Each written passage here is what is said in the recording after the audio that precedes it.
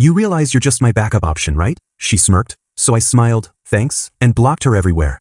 Today she showed up at my workplace crying while I'm planning my honeymoon with my soulmate who chose me first. Sometimes the best revenge is just living well while someone else's life falls apart from their own terrible choices. I'm Drew, and this is the story of how I learned the difference between being someone's safety net and being someone's first choice. Victoria and I had been together for 5 years, living in our century-old Victorian house in Minneapolis that we'd been painstakingly restoring room by room with the kind of methodical care that historical homes demand if you want to preserve their character instead of just gutting them like most people do. I worked as an electrical contractor while studying for my master electrician certification, pulling 12-hour days running conduit through century-old walls that hadn't been touched since the Coolidge administration, then coming home to spend evenings memorizing electrical codes and safety regulations while sitting at our restored oak dining table. She managed social media campaigns for various Minneapolis startups, crafting Instagram posts and coordinating influencer partnerships from her laptop at our kitchen table while I rewired another section of our house, the sound of her typing mixing with my drill and the old radiators clanking to life. Our weekends were spent knee-deep in renovation projects that would have broken weaker couples, me handling the electrical work and plumbing while she researched historical paint colors and hunted down period-appropriate fixtures at architectural salvage yards scattered throughout the Twin Cities, places where you could find original crystal doorknobs and hand-forged hinges if you knew what to look for.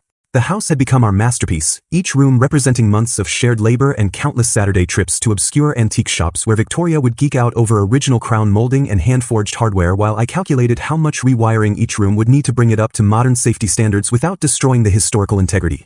We discovered that beneath decades of terrible renovations lay beautiful original hardwood floors, intricate plasterwork, and pocket doors that just needed someone who cared enough to restore them properly instead of ripping them out for some bland open-concept nightmare. When her career started taking off with bigger tech company contracts, startups willing to pay premium rates for her creative campaigns that somehow made overpriced apps seem essential, I proudly took on extra electrical jobs, working commercial sites and emergency calls to fund her professional photography equipment and advanced marketing courses because I genuinely believed we were building something meaningful together. She'd gotten excited about a new camera lens or editing software, showing me color-corrected photos of local businesses she'd worked with, and I'd pick up an extra weekend job installing electrical panels in some strip mall to make it happen because seeing her passionate about her work made me genuinely happy. We had concrete, detailed plans to start our own renovation consulting business once I earned my master certification, combining my technical expertise with her marketing skills to flip historical properties throughout the Twin Cities area where old homes were being destroyed by developers who didn't understand their value or craftsmanship.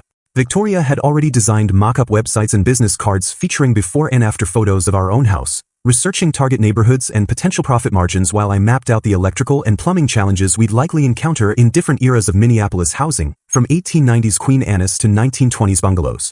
She created detailed spreadsheets projecting costs and timelines, and I'd contributed my knowledge of what lurked behind old walls, knob and tube wiring, galvanized pipes, asbestos insulation, so we could bid jobs accurately instead of getting buried in unexpected expenses like most amateur flippers.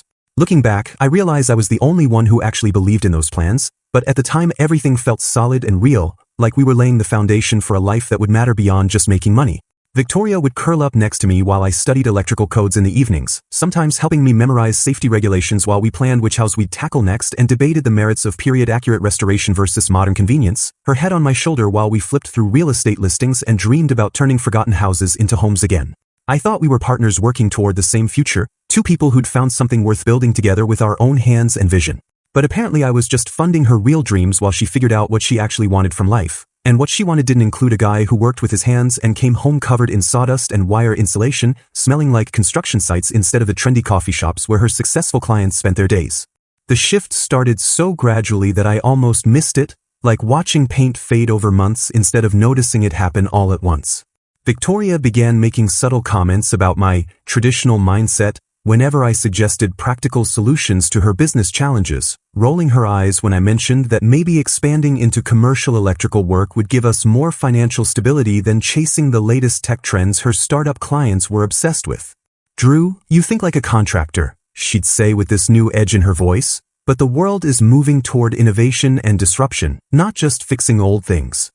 Her networking events started yielding connections with entrepreneurs and venture capitalists who hung out at trendy Minneapolis co-working spaces, and our dinner conversations became filled with stories about her clients' boyfriends who were software startup founders and cryptocurrency investors living in those expensive downtown Minneapolis lofts with floor-to-ceiling windows and exposed brick. She described their lifestyles with this wistful tone, talking about weekend trips to Aspen and Tesla Roadsters like they were normal things that successful people just had. Marcus bought his girlfriend a Cartier watch for their 6-month anniversary. She'd mention casually while I calculated whether we could afford to replace our ancient washing machine. His app just got acquired by Google for $12 million. I'd nod and continue eating the dinner I'd cooked while she scrolled through LinkedIn, wondering when exactly I'd become the boring boyfriend who represented everything she was trying to escape. Everything shifted dramatically when Victoria met Sloan at an exclusive digital marketing summit in Chicago, some boutique conference that cost $1,500 just to attend and featured speakers who'd built million-dollar Instagram accounts selling lifestyle coaching to desperate people. Sloan owned a boutique agency specializing in luxury lifestyle brands, the kind of operation that charged corporate clients $50,000 to create social media strategies for products that cost more than most people's cars. Victoria came back from that conference absolutely transformed, talking nonstop about Sloan's vision for elevated brand experiences and how Minneapolis was too small market for the kind of high-end work that really mattered in the industry.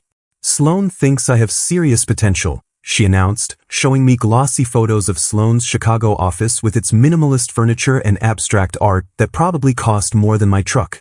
She says my aesthetic sense is being wasted on these local tech startups that don't understand real luxury positioning. Victoria started spending entire weekends in Chicago at Sloan's agency, claiming they were collaborating on high-end campaigns that required extensive planning sessions and client meetings that I was never invited to attend or even hear details about. These trips became more frequent and mysterious, with Victoria returning home each Monday looking like she'd stepped out of a fashion magazine instead of the vintage band t-shirts and comfortable jeans she used to prefer. Her style transformed completely to match Sloan's aesthetic, the kind of minimalist, expensive clothing featured in Sloan's Instagram posts of trendy coffee shops and rooftop meetings where everything looked carefully curated and effortlessly wealthy. Sloan's teaching me about personal branding, Victoria explained when I asked about her sudden wardrobe overhaul. Image is everything in this business, and I need to look the part if I want to attract premium clients.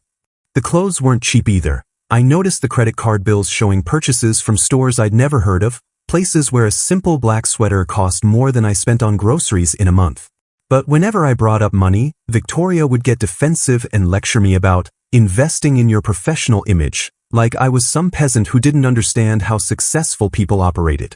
She started talking differently too, using phrases like brand synergy and elevated consumer experiences in normal conversations, as if she was practicing for some job interview I wasn't aware of.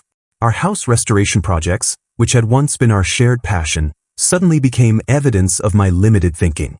Drew, we're spending so much time and money on this old house when we could be building something that actually scales, she'd say while I rewired the upstairs bathroom. Sloan says real estate is just tying up capital that could be generating actual returns in growth markets.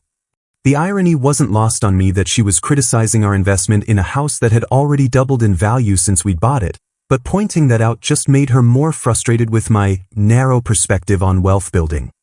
I should have seen it coming when I returned from a particularly challenging commercial wiring job at a new office complex, my hands still black with electrical tape residue and my back aching from crawling through ceiling spaces all day, to find Victoria packing designer luggage I'd never seen before in our bedroom. The suitcases were expensive leather, the kind with brass hardware that costs more than most people spend on a vacation, and she was carefully folding clothes that looked like they belonged in a fashion magazine rather than our restored Victorian home where we'd spent 5 years building something together. She moved with this strange efficiency, like she'd been planning this moment for weeks while I was out working 12-hour days to support both our dreams, completely unaware that mine were about to be incinerated. Going somewhere? I asked, setting down my tool bag and trying to read her expression, which had this weird combination of determination and guilt that I'd never seen before. She didn't even look up from the silk blouses and designer jeans she was folding with careful precision. I'm moving to Chicago, she announced with casual indifference, like she was mentioning a change in dinner plans rather than the end of our entire relationship. Sloan offered me a full partnership in her agency, and it's exactly the opportunity I've been waiting for. The words hit me like touching a live wire, that split second of shock before the real pain sets in. Partnership? Victoria, we've never even talked about you moving. What about our plans? What about the renovation business? She finally looked at me then, and I saw something in her eyes that made my stomach drop. It wasn't sadness or regret, it was relief, like she'd been carrying around a secret that was finally being revealed. "Drew, I need to tell you something I probably should have mentioned earlier," she said, and the careful way she phrased it let me know this was going to hurt. "Sloan and I have been romantically involved for about 4 months now. We're in love, and this partnership is both professional and personal. For months. 4 months of weekend trips to Chicago that I'd supported financially and emotionally, thinking I was helping my girlfriend advance her career when she was actually building a new life with someone else. 4 months of her coming home with stories about collaborative projects and strategic planning sessions that were apparently just elaborate cover stories for an affair.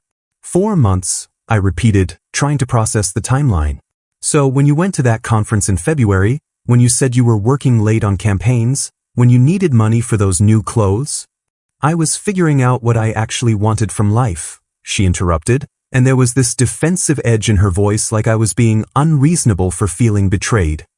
"And what I want isn't this." She gestured around our bedroom, at the carefully restored crown molding and the vintage light fixtures we'd spent months hunting down, like our entire shared life was suddenly evidence of some terrible mistake she'd made. When I asked about our 5-year relationship and all the renovation plans we'd made together, the business we were going to start, the future we'd been building room by room, Victoria actually laughed. Not a bitter laugh or an apologetic laugh, but this genuinely amused sound like I'd said something quaint and ridiculous. "You realize you're just my backup option, right?" she said, and the casual cruelty of it hit harder than any screaming match could have. "Drew, you're reliable and sweet. But let's be honest about what this has always been, you've been my safety plan while I figured out what I actually wanted from life." She gestured dismissively at our carefully restored home, at the electrical work I'd done by hand, at the vintage fixtures we'd selected together during countless weekend trips. "This whole thing has been practice for the real thing. Sloan can offer me genuine financial security and creative opportunities that actually match my potential instead of limiting it to some small-time house-flipping operation in Minneapolis." The words, "backup option," kept echoing in my head while she explained how Sloan's agency represented everything she'd been working toward, how Chicago had the kind of high-end clients who understood real luxury and sophistication, how she'd outgrown both Minneapolis and me without even realizing it was happening. "I thought we meant something to each other," I said, and immediately hated how pathetic it sounded. "We did mean something," she replied, folding a cashmere sweater that definitely hadn't come from her Minneapolis income. "You taught me what I didn't want in a relationship. You showed me the difference between settling for comfortable and actually reaching for something extraordinary." I drove straight to my best friend Tyler's apartment in St. Paul without calling ahead, sitting in my truck outside his building for 20 minutes before I could bring myself to get out and walk to his door. When Tyler opened it, he took one look at my face and stepped aside without saying a word, grabbing 2 beers from his fridge while I sat on his couch in stunned silence, trying to figure out how to explain that my entire life had just been revealed as an elaborate lie. "She left," I finally said, and Tyler sat down across from me, waiting for the rest of the story with the kind of patience that comes from 15 years of friendship. After I told him everything, the affair, the partnership, the backup option comment that kept playing on repeat in my head, Tyler made disgusted noises about Victoria's coldness while I felt strangely empty rather than angry, like I was watching someone else's life implode from a safe emotional distance. "Dude, that's beyond cold," Tyler said, shaking his head. "Backup option? Who says that to someone they've been with for 5 years? But the weird thing was, I wasn't devastated like I thought I'd be. I was just hollow, like someone had scooped out all my emotions and left behind this strange clarity that made everything seem obvious in hindsight. "I should have seen it coming," I said, taking a long pull from my beer. All those trips to Chicago, the new clothes, the way she started talking about everything we built together like it was holding her back. Tyler offered to let me crash on his couch for as long as I needed, but I spent the weekend helping him install a new electrical panel in his basement instead, letting the familiar work fill the space where emotions should have been. There's something therapeutic about working with your hands when your world falls apart. The methodical process of connecting wires and checking voltage makes sense when nothing else does. By Monday, I decided to treat Victoria's departure like a problem to be solved efficiently rather than a tragedy to be mourned, approaching it with the same systematic thinking I used for complex electrical jobs. I returned to our house while Victoria was at work, packing only my essential belongings and leaving behind everything we'd restored together because none of it held the same meaning anymore. The vintage light fixtures we'd hunted down at antique shops, the carefully refinished hardwood floors, the crown molding I'd painstakingly repaired, all of it felt like artifacts from someone else's relationship, beautiful but irrelevant to my actual life. I loaded my tools, my clothes, my books about electrical codes, and my collection of vintage electrical meters into my truck, leaving behind the furniture and decorative items that had been ours, but were really just props in Victoria's 5-year audition for something better. The hardest part was walking through rooms where we'd worked side by side, seeing the evidence of all those weekends spent believing we were building something permanent together. But even that felt distant, like looking at photographs of a vacation you'd forgotten taking.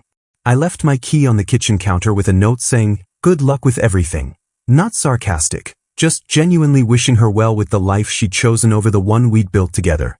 I immediately blocked Victoria on all social media platforms, deleted her contact information from my phone, and found a small apartment near my electrical contracting office where I could start over without constant reminders of our shared history. The apartment was nothing special, a basic one-bedroom in a converted warehouse building, but it had good natural light and enough space for a small workshop where I could work on side projects. Tyler helped me move the last of my stuff on Tuesday evening, and we ordered pizza and drank beer while I set up my tools in the corner that would become my new workspace. "You're handling this really well," Tyler observed, watching me organize my electrical testing equipment with the same methodical care I'd always used. "Too well, maybe. Are you sure you're not just in shock?" I thought about that while I sorted wire nuts and electrical tape into labeled containers. Maybe I was in shock, but it felt more like waking up from a dream I'd been having for 5 years. "I think I'm relieved," I said, and realized it was true.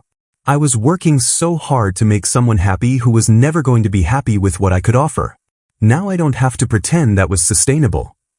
The year following Victoria's departure became the most productive period of my professional life, as I channeled my newfound focus into earning my master electrician certification ahead of schedule and starting my own contracting business specializing in historical home restoration. Without the constant drain of funding someone else's lifestyle and dreams, I could finally invest in myself, better tools, advanced training courses, and the kind of professional development that actually mattered for building a sustainable career. I passed my master electrician exam 6 months early, scoring in the top 5%, and immediately started Drew Larson Electrical with a focus on the vintage wiring challenges that most contractors avoided because they required actual skill and patience rather than just replacing everything with modern materials.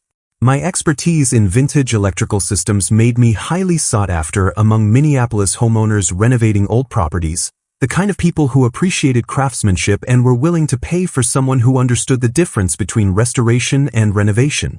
Within 18 months, I had a waiting list of clients and enough steady income to buy a charming craftsman bungalow in the Longfellow neighborhood with a detached workshop perfect for my electrical projects and the side business I'd started refurbishing vintage electrical fixtures.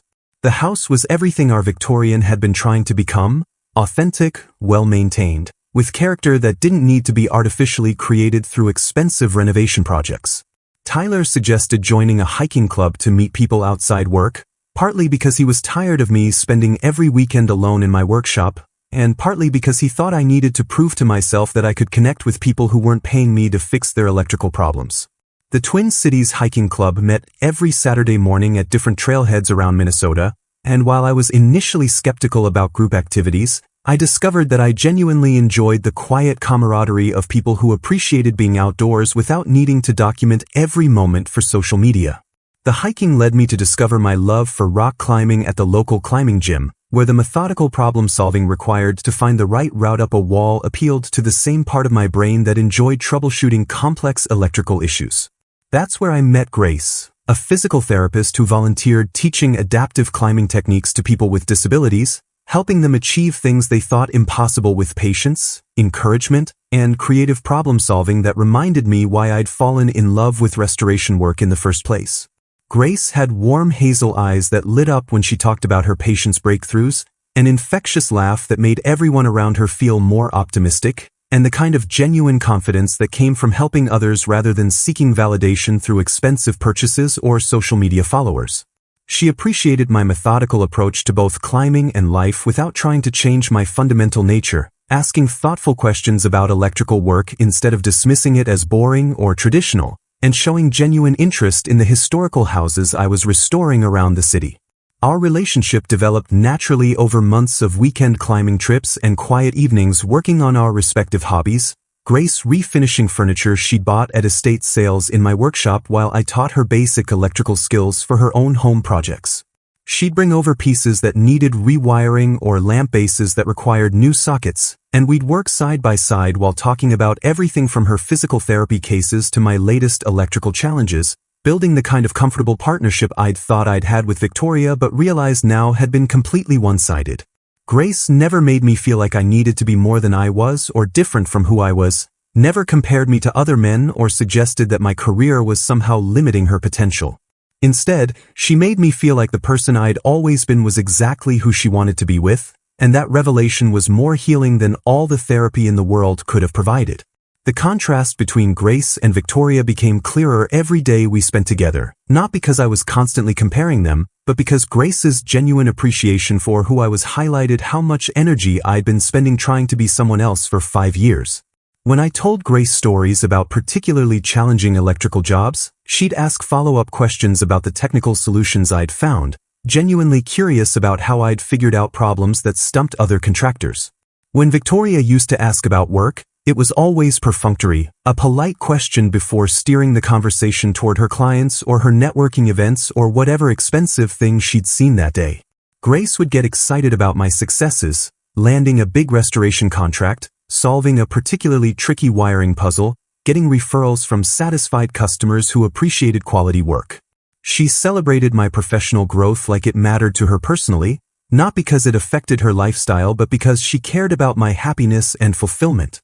The financial relief of not supporting someone else's delusions of grandeur allowed me to actually enjoy the money I was earning for the first time in years.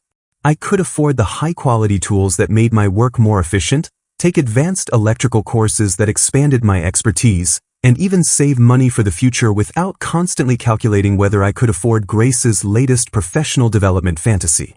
Grace and I would go out to dinner and split the check without drama, take weekend trips where we both contributed equally, buy each other thoughtful gifts that showed we'd been paying attention rather than trying to impress with price tags.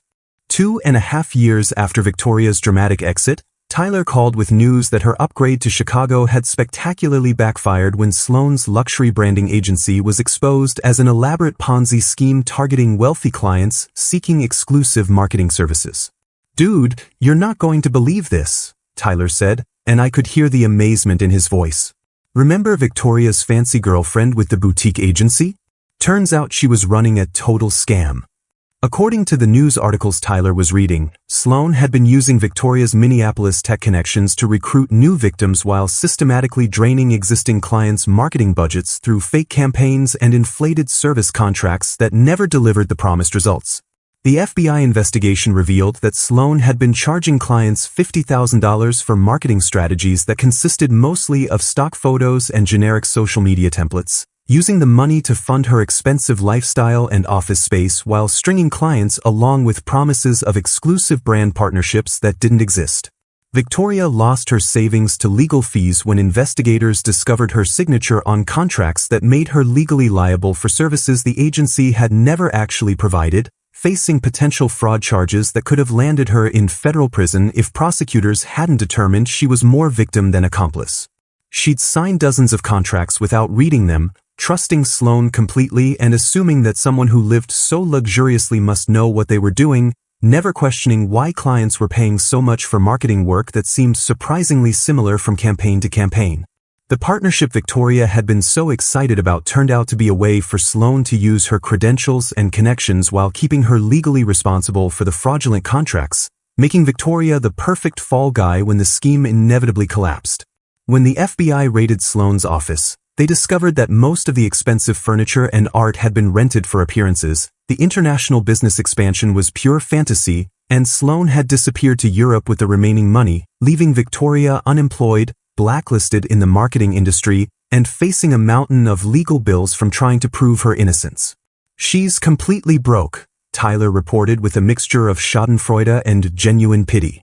lost her apartment, had to sell her car, moved back in with her parents in some suburb. And get this, she's been trying to reach out to people here, asking for money and claiming she was framed.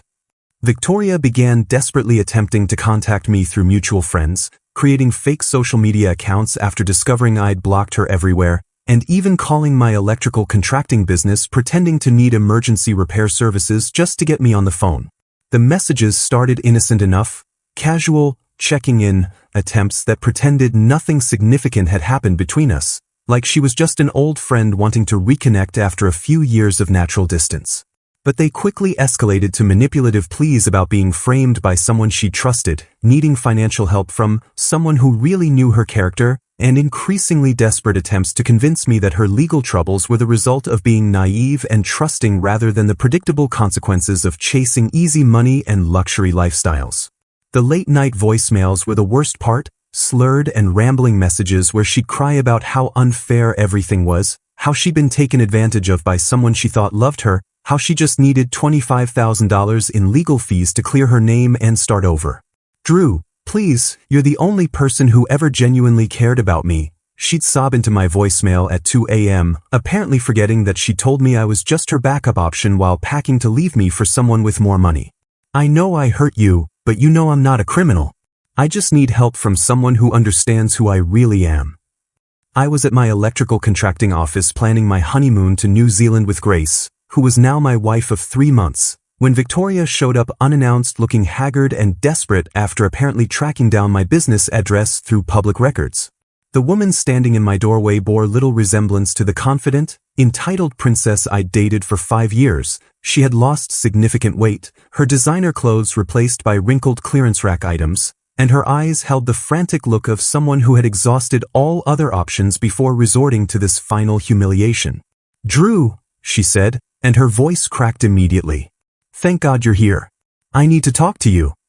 Grace and I had been spreading out travel brochures and discussing whether to spend more time on the North or South Island, celebrating the fact that we could afford a real honeymoon because our relationship was built on partnership rather than one person subsidizing another's lifestyle. Victoria's sudden appearance felt like a ghost from a past life, someone who belonged to a version of myself I'd outgrown completely.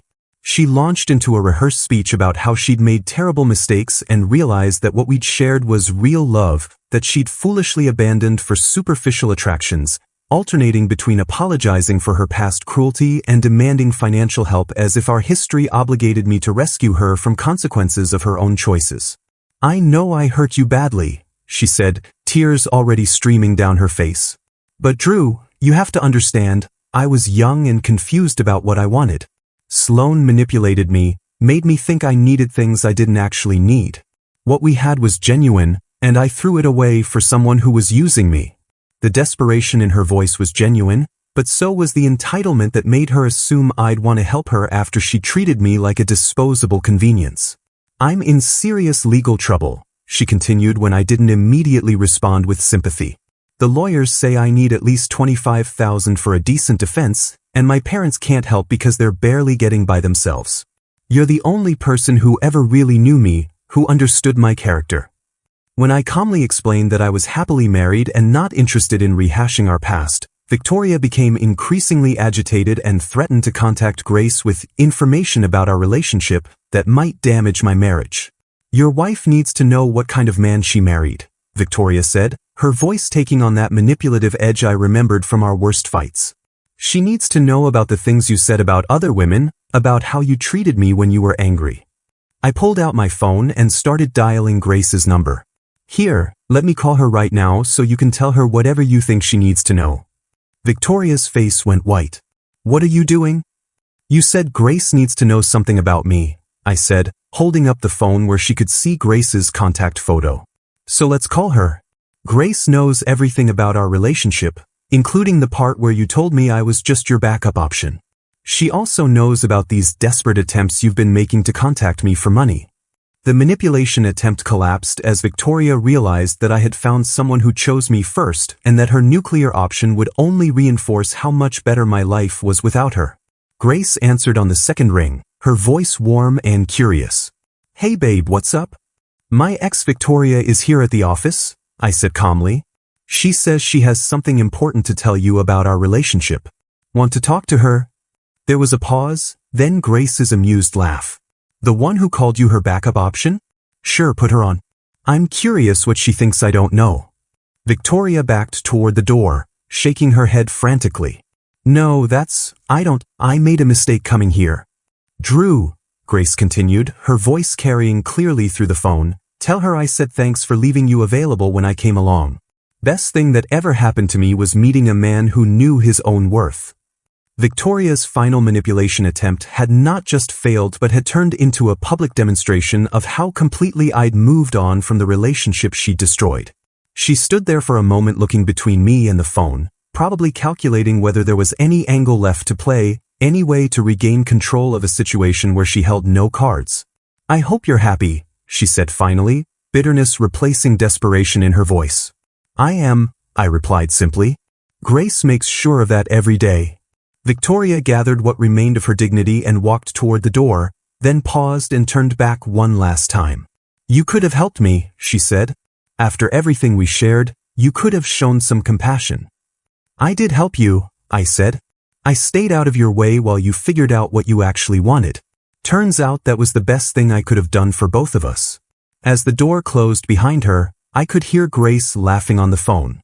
Was that as pathetic as it sounded? She asked. Worse, I said, sitting back down at my desk covered with honeymoon planning materials. But it's over now. That night, Grace and I finished planning our New Zealand itinerary while I told her the full story of Victoria's visit. She really thought you'd give her money? Grace asked, curled up against me on our couch. After everything she put you through? She thought I'd still be the same guy she left, I said. Someone desperate enough to pay for her attention. Grace looked up at me with those warm hazel eyes that had never held calculation or disappointment. Good thing you're not that guy anymore. Good thing I met someone who never wanted me to be.